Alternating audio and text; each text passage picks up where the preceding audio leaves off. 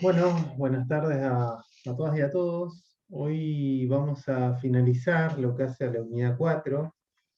La unidad 4 está integrada por lo que hace al derecho minero y de la energía, una unidad o un tema muy importante en lo que hace a la materia, a lo que hace a los recursos naturales. Ustedes habrán visto que todas las unidades tienen una temática precisa, que recursos naturales se divide de algún modo o se distingue el derecho ambiental en cuanto al enfoque, y que esta materia, en lo que hace a los recursos energéticos, es de trascendencia por dos temas fundamentales. Primero, porque si ustedes lo unen con lo que hace a la unidad 1, cuando hablábamos de ese círculo, de ese circuito, de lo que hace a las energías o a las escuelas ecológicas, podíamos ver que la energía disipada era un aspecto que no se tomaba en cuenta y que es necesario tomar en cuenta como tal. Muchas veces no se habla de la energía que entra y de la energía que sale. Bueno, acá lo vamos a ver. Y en segundo orden, porque lo que hace a las energías, y en particular a la energía eléctrica, la energía eólica, constituye un punto fundamental para nuestra propia idiosincrasia local. Neuquén, Río Negro son unidades dentro del concierto de provincias argentinas que tienen una trascendencia de peso a la hora de proporcionar al país todos los recursos energéticos desde antaño. Tenemos cerca todas las represas, tenemos la energía hidroeléctrica, tenemos la energía hidrocarburífera, todas las cuales van a propender a lo que hacen energía. Hoy la clase va a estar dividida en tres grandes partes, porque vamos a ver lo que hace la energía eléctrica en general, pero también vamos a ver a lo que hace a las energías renovables en relación con la energía eléctrica y a los biocombustibles. Entonces, vamos a dar un recorrido por la legislación, más que nada, principal, algunos puntos que exceden lo que hace el derecho. Si hay algo lindo en esta materia es que va más allá de lo estrictamente jurídico, entonces hay un montón de temas que son necesarios verlos, que salen del derecho, pero lo que sí vamos a ver el marco legal.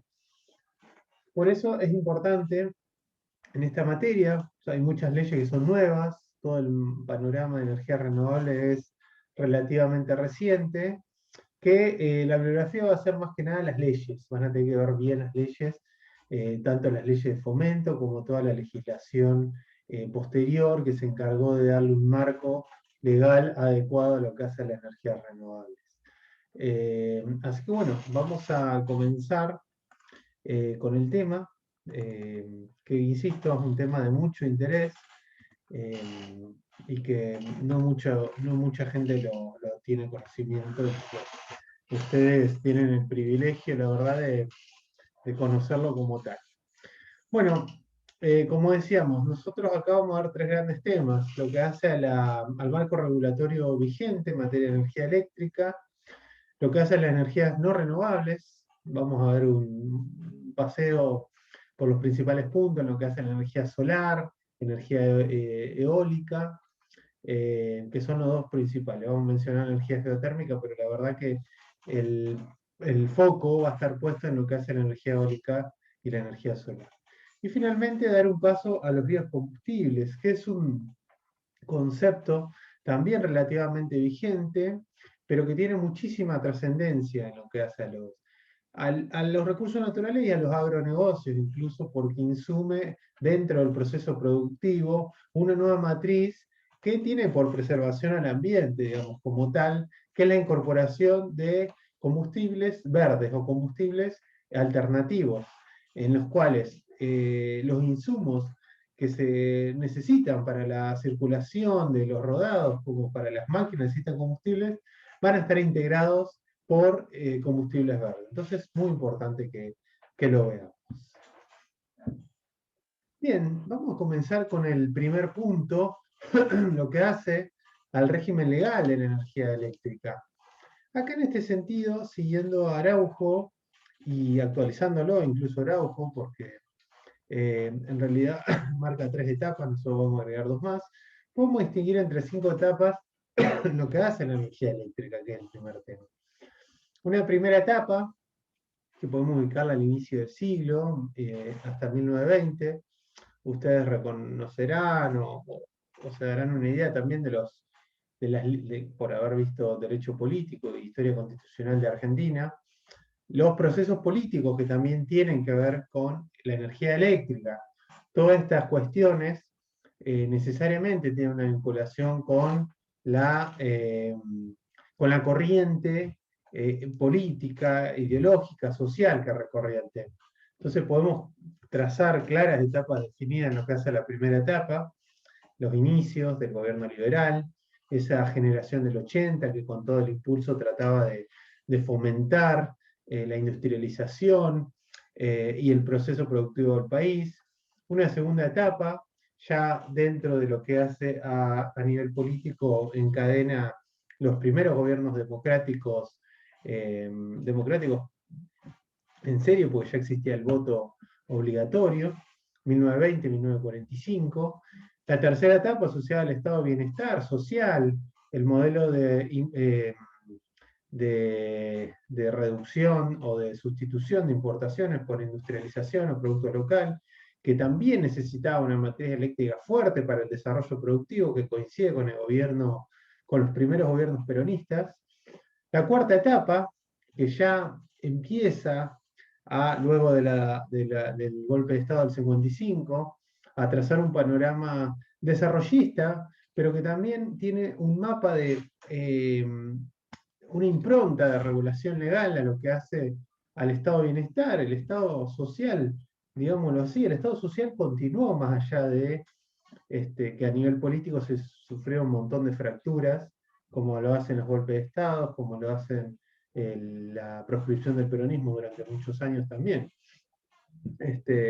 Lo cual siguió hasta el agotamiento, hasta lo que fue la crisis del estado de bienestar en los finales del gobierno de Alfonsín, para arrancar una quinta etapa ya con un paradigma totalmente novedoso, que coincide con el inicio de la etapa neoliberal, producto de los gobiernos neoconservadores de Carlos Menem y compañía. Esta línea, esta quinta etapa, ya se basó en diferentes perspectivas. Por un lado, la globalización como eje fundamental que atravesó toda la instancia política. Pero por otro lado, la necesidad de que los marcos regulatorios de energía eléctrica tengan por principal objeto, por un lado, la figura de la concesión, digamos, es decir, que el Estado ya no sea quien se encargue de prestar necesariamente todos los actores del mercado eléctrico, como vamos a ver, y la necesidad de que haya un ente regulador. La figura del ente regulador es una etapa fundamental en esta quinta etapa, ya que va a ser quien va a fiscalizar el control de ese cumplimiento, quien va a sancionar, quien va a fijar las servidumbres también, los precios de la servidumbre. Entonces, como tal, juega un papel fundamental estos entes. Esta etapa, que es la quinta, podemos trasladar hasta nuestros días, porque los marcos regulatorios siguen, sin perjuicio de que entrado el siglo XX, el siglo XXI, sabemos que hubo un proceso un par de cambios, digamos, tendientes a abandonar la matriz extrema neoliberal, digamos. Ya con la asunción del Estado de muchas de las empresas, ya por un lado, desde ese punto, digamos, más bien político, y por otro lado, con el fomento de determinados derechos que, si bien estaban constitucionalizados, como son los derechos del consumidor, tuvieron una fuertísima impronta luego de la sanción de Código Civil y Comercial fundamentalmente. Y en esta quinta etapa, que va a coincidir con los temas que vamos a ver posteriormente, lo que hace a yo diría, tomar en cuenta con seriedad lo que hace a las energías renovables. Tomar en cuenta las energías limpias, asumir compromisos internacionales como lo hizo Argentina. Ya a finales de la presidencia de Cristina Kirchner, ya se venía aflorando este proyecto, y a inicios, después del 2015, con el gobierno de Cambiemos, de Macri, se le da una importancia superlativa esto de las energías renovables, se quiso hacer una impronta. Y más allá de los gobiernos que estuvieron, la ley 27191, que es el régimen de fomento nacional, fue aprobada por casi la unanimidad de todo el Senado, o sea, estuvieron de acuerdo todos los bloques políticos, por lo cual esa necesidad de empezar a instrumentar energías verdes o energías alternativas, energías que fueran no de fuentes no renovables como la energía fósil, sino que se empezara a tomar en cuenta la energía solar, la energía eólica, entre otras. Bueno, como se ve, es una necesidad que atravesó todos los sectores políticos y ya una necesidad prevista en el interés general, que de hecho continuó y continuó después con el gobierno Trump. Así que bueno, estas 5 etapas, si bien es una clasificación súper arbitraria, tiene sus características propias como tal. Bueno, acá rápidamente podemos ver las primeras etapas. Como decíamos, en los primeros puntos se asistió a una erradicación de empresas subsidiarias de compañías extranjeras. Había una necesidad, digamos, o había una relación. Ustedes recuerdan que esos primeros años, como decíamos, era una etapa de liberalismo fuerte. Había una vinculación con lo que hacían las empresas extranjeras que tenían determinados privilegios, determinados beneficios, por los cuales la falta o la carencia en Argentina de una infraestructura hacía que las prestatarias de las energías eléctricas sean fundamentalmente grandes empresas extranjeras. Así tenemos la filial de la EGE alemana, la SEAE, y el Estado estaba, si bien por un lado tenía la necesidad de instrumentar la energía eléctrica, no solo para el desarrollo productivo, sino por una necesidad de ser una prestación básica, digamos, de un servicio universal, había una carencia de planificación, digamos. No se preveían conflictos futuros, imaginen la inexistencia de derecho consumidor en esos años, había un servicio deficiente, se cortaba la luz, se prestaba un tiempo. Esta cuestión, había falta total de prestación en los centros urbanos. Bueno, esta cuestión que a nosotros nos parece irreal, bueno, existía como tal. Nosotros por ahí no lo vemos porque hoy tenemos, por lo menos quienes habitamos el centro urbano, no sufrimos la necesidad de luz. Pero yo recuerdo, por ejemplo, que cuando íbamos no sé, yo tengo parientes en el norte neuquino y en los 80 me acuerdo que se cortaba la luz y, y era un periodo donde había luz, digamos. O sea, eh, se iba y volvía la luz. No era que había luz todo el día y a cualquier hora podíamos prender la luz. Por eso la electricidad era casi una cuestión de privilegios. No existía el tendido eléctrico. Fue algo que, y le estoy hablando de los 80, 90, digamos. Así como lo vemos que hace muy poco, digamos, el tendido eléctrico comenzó a ser una realidad. Imagínense que en esos años el centralismo también imponía que solamente Buenos Aires y algunos centros tengan electricidad, que haya un monopolio, que no haya planificación del Estado. Entonces era muy complicado esta cuestión. La segunda etapa, que como decíamos, quizás lo característico es que ya empezó a haber un proceso político democrático o parcialmente democrático, porque no podían votar todos, sino podían votar algunas personas. Bueno, eh, ahí empezó a tomarse en cuenta un poquito más, digamos, y a tener una necesidad. Todavía se discutía, y esta noción del servicio público que es tan importante, que quizás la vean o la vayan a ver en derecho administrativo. La noción de un servicio de interés general que tenga necesidad de ser prestado a todos por su condición de tal, acá rige con una fuerte impronta la igualdad entre personas, fue un concepto que se fue desarrollando en esos años. Los primeros administrativistas, Bielsa, después Villegas Arilbaso, Marienhoff, comenzaron a verificar esta idea de que hay determinados servicios que son universales y por tanto esta noción que tiene su desarrollo en Francia, de servicio público como tal, bueno, empezó a ser tenida en cuenta acá en esta segunda etapa como tal. Pero todavía no existía la necesidad de igualdad. Recuerden que había una sociedad bastante desigual, en la cual existía la alta oligarquía, porteña sobre todo, los terratenientes que tenían campos, los cuales tenían privilegios, y los obreros, los inmigrantes, los desplazados del sistema, digamos, que comenzaban, digamos, a cinchar, pero que no tenían acceso a los servicios universales, los cuales estaban abandonados, sobre todo los que estaban en las zonas rurales, en los centros urbanos alejados incluso. Buenos Aires, ahí vimos anteriormente, como decía, una foto de la ciudad de La Plata. Para quien conozca la ciudad de La Plata puede identificar este lugar, pero no existía, digamos, en estos puntos. Los municipios actuaban con una impronta, pero ustedes imagínense que era una etapa muy precaria en este punto. Ya, digamos, con la asunción del peronismo en el poder, comienza a haber un desarrollo mucho más fuerte, digamos, o por lo menos la idea, digamos, una necesidad planificada del Estado.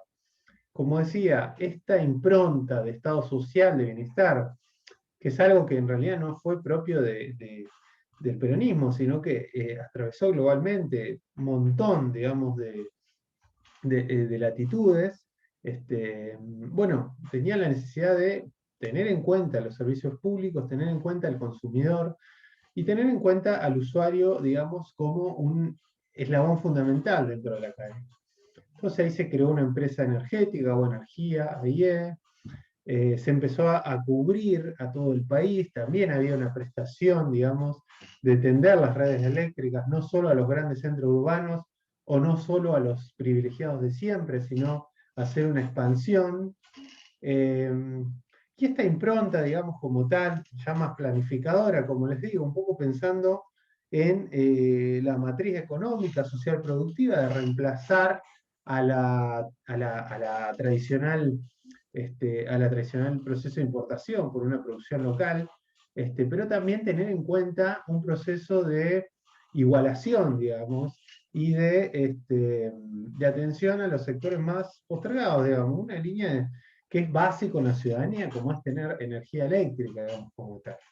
Sí, fue ese proceso como tal, fue seguido por esta empresa, una nueva estrategia de inversión, una estrategia indirecta de nacionalización. Ustedes habrán visto que todo este proceso del primer peronismo, de algún modo, tenía esta noción también de centralizar y unificar lo que hace a los servicios energéticos. Entonces, para eso se sancionó la Constitución del 49, en la cual se estableció un artículo donde específicamente decía que todas las fuentes energéticas eran de propiedad inalienable y absoluta del Estado Nacional, y que se iba a coparticipar regalías mediantes con la provincia. Pero bueno, estaba esta cuestión como de un proyecto político amplio, social, a los cuales el recurso energético, el recurso de electricidad, no quedó ajeno como tal. Entonces el Estado empieza con esta visión planificadora, centralista, y con la necesidad de atender este proceso. Esta etapa como tal, digamos, como decía, no es que terminó cuando vino el golpe de Estado, sino que como tal, lo que en ese momento cambió fue más que nada, más allá de la letra de la Constitución, que quedó totalmente dejada de lado, lo que cambió, digamos, fue el proceso político, que pasamos de un proceso democrático a un proceso semidemocrático. Pero bueno, todo lo que hace la energía eléctrica continuó, se sancionó la ley 15336 del 1960, la cual estableció bases fundamentales. Esta ley todavía está vigente, más allá de los cambios, de las modificaciones, de las derogaciones, la ley de energía eléctrica todavía está presente, y esta ley sujeta a su disposición las actividades de la industria eléctrica destinada a la generación, transformación y transmisión o la distribución de la electricidad en cuanto a las mismas correspondan a la jurisdicción nacional, excepto el transporte y distribución de energía cuando su objetivo fuera la transmisión. Bueno, esta ley por primera vez define la energía eléctrica, la define cualquiera sea su fuente y las personas a quienes pertenezcan, la considera una cosa jurídica susceptible de comercio por los medios y formas que autorizan los códigos de leyes comunes. define al servicio público de electricidad en su artículo 3, como tal, a la distribución regular y continua de energía eléctrica para atender la necesidad indispensable y generar electricidad de los usuarios, una colectividad o grupo social determinada de acuerdo a las regulaciones. Establece que las operaciones de compra y venta de electricidad, una central con el ente administrativo, con los concesionarios, presta servicios, se reputarán actos comerciales de carácter privado. Bueno, todo esto igual son un marco legal que después fue, que tiene que ver también con la reforma posterior que se hizo en los 90. Pero como tal, empieza a regularse seriamente lo que hace la energía eléctrica bajo este marco legal. Ya se identifican los actores fundamentales del sistema, y se clasifican los sistemas eléctricos en diferentes roles. Por un lado, a ver, esto me lo salté, bueno, se declara de utilidad pública sujeta a expropiación los bienes, construcciones, sistemas, cuyo dominio fuera indispensable disponer para cumplir los fines de la ley. Ya se divide en las tres etapas básicas de este segmento, digamos, del Estado, en los cuales podemos identificar al generador de la energía eléctrica, a los distribuidores como tal de la energía eléctrica, y aquellos que van a ser los que en definitiva reciban el servicio como tal, que van a ser los usuarios. Luego la ley 24065 empezó también a marcar otras figuras. Pero por lo pronto tenemos los generadores, los transportistas, los distribuidores de energía. Esos son los tres grandes sujetos de la cadena que ahora los vamos a ver con mayor detenimiento. Bueno, la ley 15336 además crea un Consejo Federal de Energía Eléctrica, va a ser la encargada de fijar esto, de precisarlo. Hay una clasificación entre los sistemas eléctricos nacionales, los provinciales, del Estado y la Red Nacional de Interconexión, y establece determinadas medidas en cuanto a lo que hace a la energía como tal. Hay un artículo como tal, el artículo 34, por ejemplo, que fija que la exportación e importación de energía eléctrica deberá ser previamente autorizada por la Secretaría de Energía. Ya un recurso fundamental estratégico, digamos, la energía eléctrica, que antes no tenía esa impronta como tal. Pero bueno, esta etapa que atravesó todos los 60, 70, y llegó ya agotada, digamos, a los 90, bueno, ya empezó, como decíamos, el ocaso del estado de bienestar, que podemos decir la quinta etapa.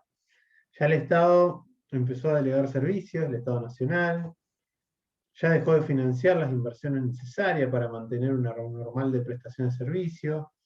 Era muy habitual que la falta de inversión se produzcan muchos cortes de luz. Había un diagnóstico negativo para las empresas del Estado, las cuales eran altamente deficitarias, una mala calidad del servicio, clientes insatisfechos, instalaciones viejas en desuso en general. Acá estamos hablando de energía eléctrica, pero en realidad pasaban un montón de servicios. Esto lo habrán visto en derecho político, en otra rama. Entonces, ya al finales del gobierno de Alfonsín y los principios del gobierno de Carlos Saúl Menem, empezaron a sancionarse leyes con una impronta desregulatoria. O sea, el mercado eléctrico ya debía ser algo en lo cual el Estado pase de ser partícipe a ser más un árbitro, digamos, un controlador de que se desarrolle el juego. Igualmente, pese a esto, no se dejó de lado de que el usuario, y como tal, el consumidor, digamos, del servicio eléctrico, tenía que ser un actor fundamental en esta cadena. Entonces, se creó la figura de los entes reguladores, que está en la propia Constitución Nacional. Ustedes ven el artículo 42, donde se habla, digamos, de esta idea de los entes reguladores, que en realidad toma su nombre o toma su naturaleza, su característica de lo que eran las agencias interestatales que son de Estados Unidos, y que tenían por fin fundamental la protección del consumidor frente a los grandes monopolios o frente a las grandes empresas. El combate era a los monopolios, pero frente a las grandes empresas para hacer frente. Y precisamente para que la prestación del servicio sea adecuada. Veníamos de servicios deficientes, deficitarios, con un gasto público que rompía todo presupuesto. Entonces, se hacía necesario que haya, digamos, un control, que el Estado ya pasa a tomar otra función. Y esto es lo que se hizo mediante las leyes de emergencia económica y reforma del Estado. Ya el capital privado, ya el tercero, entró para hacer inversiones que los estados verdaderamente ya se veían dificultados de prestar. Ya no era el mismo, ya no era la misma situación que los 40, 50. Entonces hubo una necesidad de un recambio generalizado en lo que hace a la prestación de servicios. En el año 1992, ustedes verán, los primeros años del gobierno menemista, se sancionó el régimen de energía eléctrica que estableció esta figura. Esta ley ya estableció desde sus bases en el artículo 1, caracterizó como servicio público el transporte y distribución de electricidad,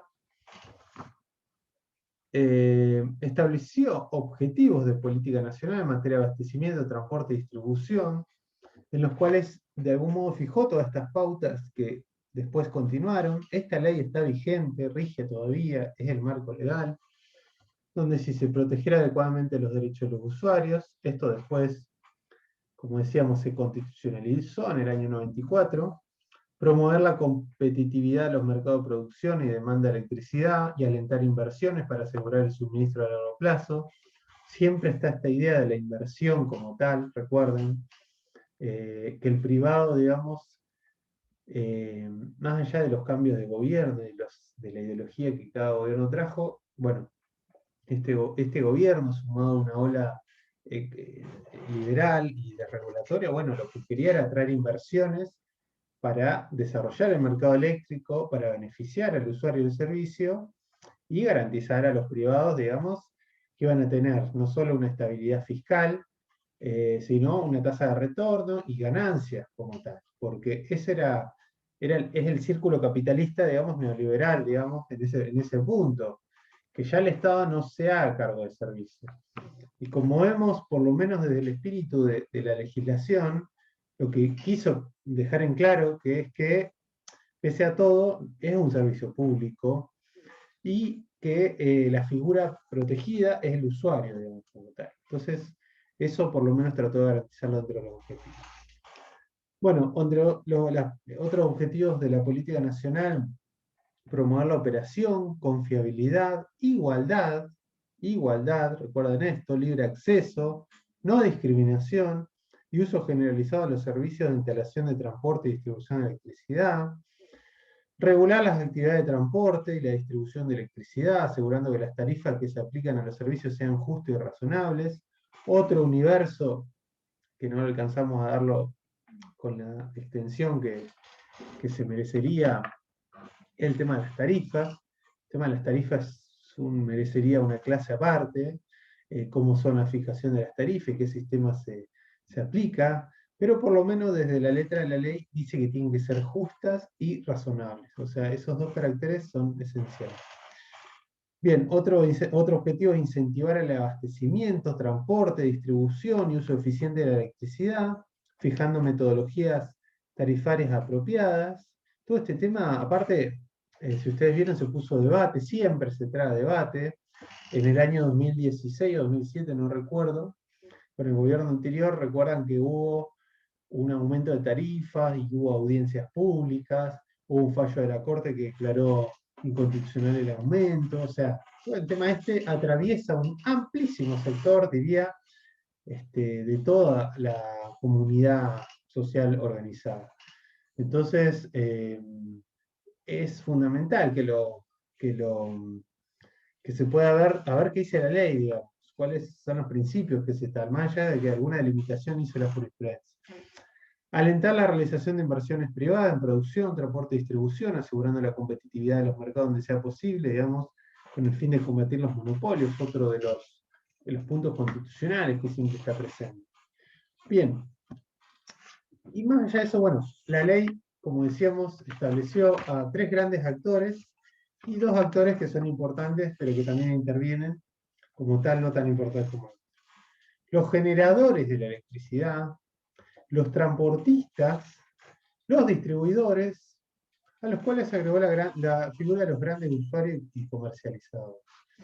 La ley se encarga desde el artículo 4 a el artículo 10 a caracterizar a estos sujetos como tal.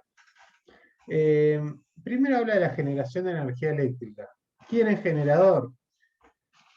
Quien siendo titular de una central eléctrica adquirida o instalada en los términos de la ley o concesionarios de servicio de explotación, de acuerdo al artículo 14 de la ley 15336, que es la ley que vivimos de los 60, coloque su producción en el sistema de transporte y distribución sujeto a jurisdicción nacional. Una clasificación amplia que trata de definir a quién es el generador. La generación de actividad de riesgo, sujeta a las condiciones del mercado, una actividad de interés general abierta a la competencia, y hay determinados puntos que son fundamentales a la hora de definir. Los generadores pueden celebrar contratos de suministro directamente con los distribuidores. Ustedes imaginen esta cadena de los tres grandes actores, como decía. Los generadores de electricidad, que son quienes producen energía eléctrica. Los transportistas, quienes son los encargados de llevar desde el centro de generación hasta las distribuidoras. Y después tenemos a los grandes usuarios y a los comercializadores que ahora vamos a ver. El transporte, como decíamos, la segunda etapa, que es una etapa fundamental de este sistema. Transportista es quien, siendo titular de una concesión de transporte de energía eléctrica otorgada bajo el régimen de la ley, es responsable de la transmisión y transformación a esta vinculada desde el punto de entrega de dicha energía por el generador hasta el punto de recepción por el distribuidor o el gran usuario, según sea el caso. Generalmente el distribuidor, pero la figura del gran usuario es la gran usuario. Entonces el transporte de energía, que es este proceso en el cual está sujeto a todo un régimen fundamental. Tarifa y calidad de servicios reguladas, la obligación de brindar libre acceso a todo usuario de transporte, la prohibición de compra-venta de electricidad. El transportista no puede comprar electricidad, digamos, no puede ser un sujeto, otro sujeto, o tener un doble condición de sujeto ante el mercado. Y la obligación de expandir la red, como le decíamos. La obligación está del transporte de la energía eléctrica, es fundamental en todo el país porque en definitiva hace a la igualdad, digamos, la igualdad y a la ciudadanía, yo diría en definitiva, el acceso a un servicio fundamental como es la energía eléctrica.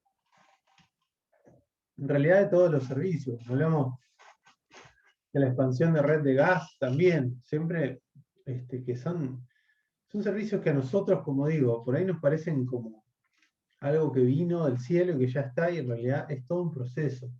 Y hay que tener en cuenta que no todos, digamos, tienen acceso a estos servicios y que es un desarrollo todavía reciente que se hizo en ese punto.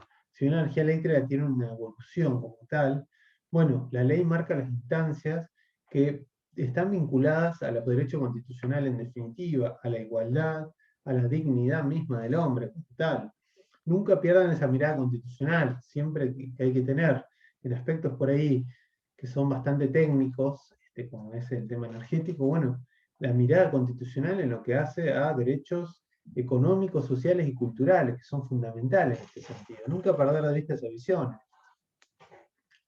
Bueno, y la distribución, como decíamos, el tercer gran actor, que es también por parte de una concesión regulada. La ley considera distribuidor a quien dentro de su zona de concesión sea responsable de abastecer toda demanda a usuarios finales, que no tengan la facultad de contratar su suministro en forma independiente y realicen dentro de su zona de concesión la actividad de transmitir toda la energía eléctrica demandada en la misma a través de interacciones conectadas a la red de transporte y generación hasta las instalaciones del usuario.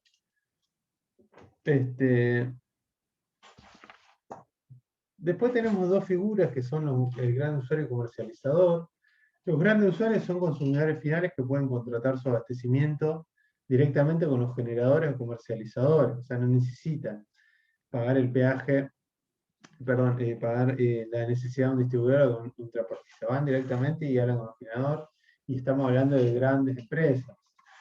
El comercializador es una figura que también fue debatida en las sesiones, incluso se había dejado fuera, después se agregó, bueno, pero que también habla, digamos, de quien compra o venda para terceros energía eléctrica en el mercado eléctrico mayorista realizando operaciones comerciales. Bien. Después la ley, esta, la 24065, que insisto, tienen que verla por lo menos los 10 primeros artículos, tienen que saberlo bien.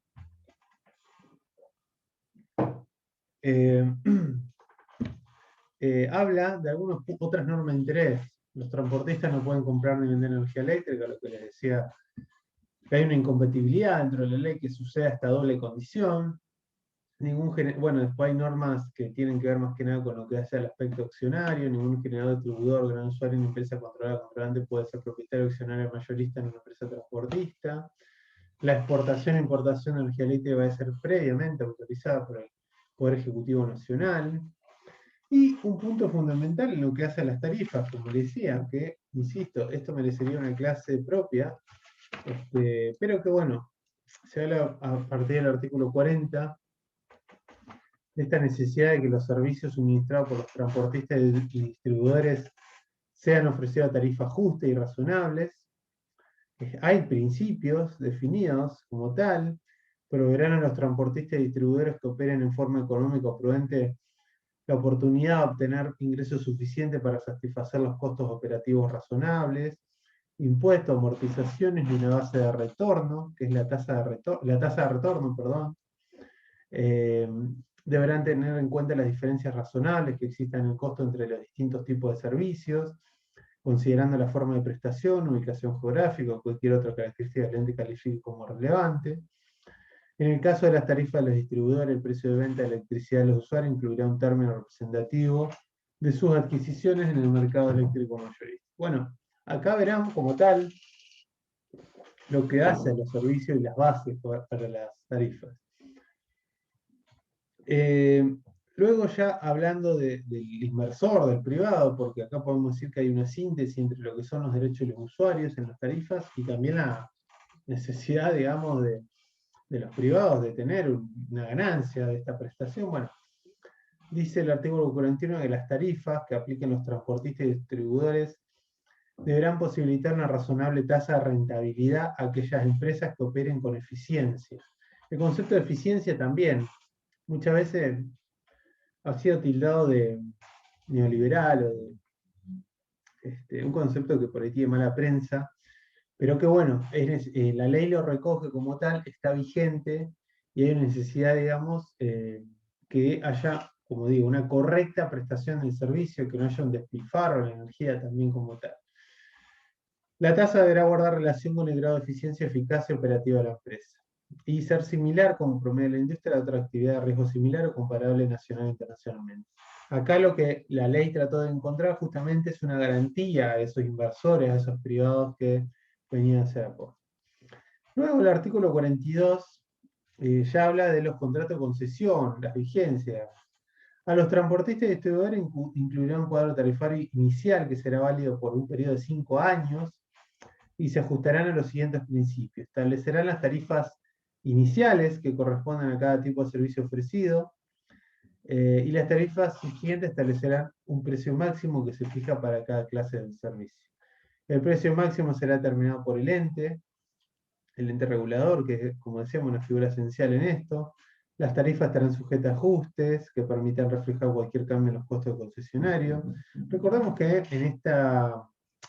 cuando se sancionó la ley, estamos hablando del 92, estamos hablando de un marco en los cuales se previó una estabilidad en términos inflacionarios. Entonces, el régimen estuvo pensado como tal, funcionó 10 años, un poquito menos, hasta la devaluación y la caída del régimen de convertibilidad que implosionó en finales de 2001, principios de 2002.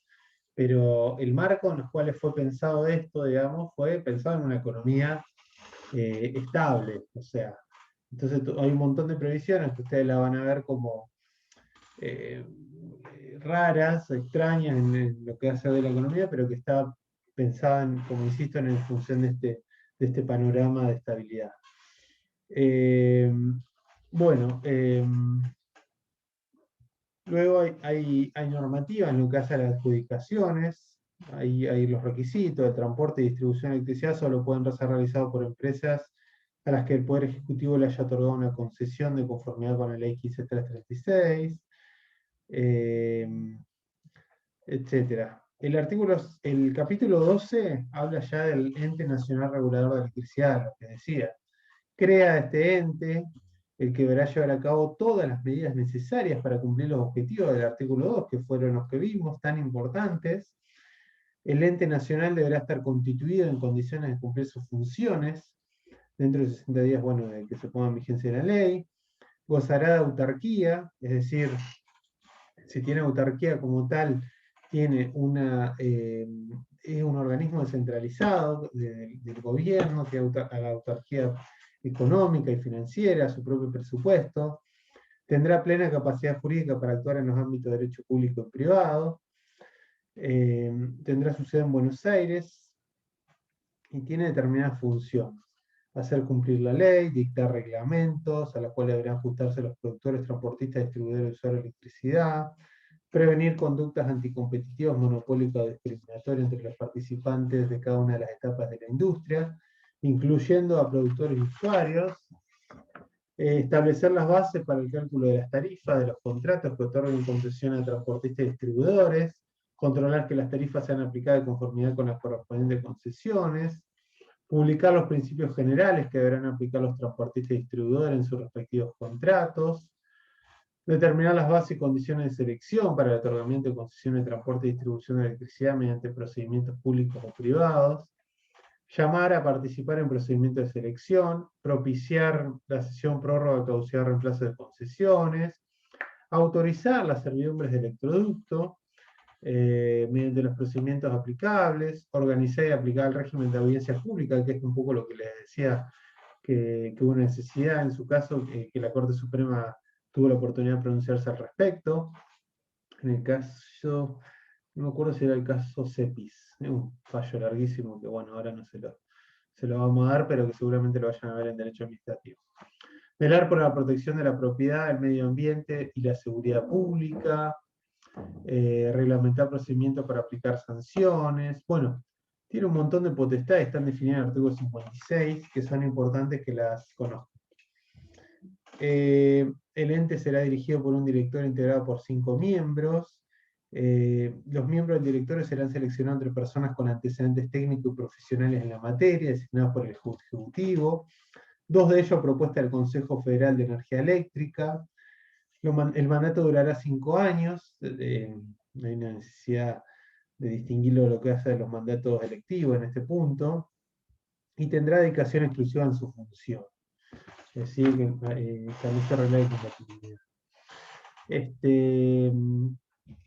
Bueno, y como tal, bueno, ahí se fija la servidumbre administrativa del producto, que también es toda heredad, está sujeta a la servidumbre administrativa del producto que crea la ley, que es donde pasan los conductos. Ustedes, les pongo el ejemplo más típico, hay un montón de ejemplos de servidumbre del producto, pero ustedes verán que muchas veces al costado de los caminos van a ver la línea, digamos, de los postes de alta tensión que atraviesan campos y ocupan lugares. Bueno, esas son servidumbres.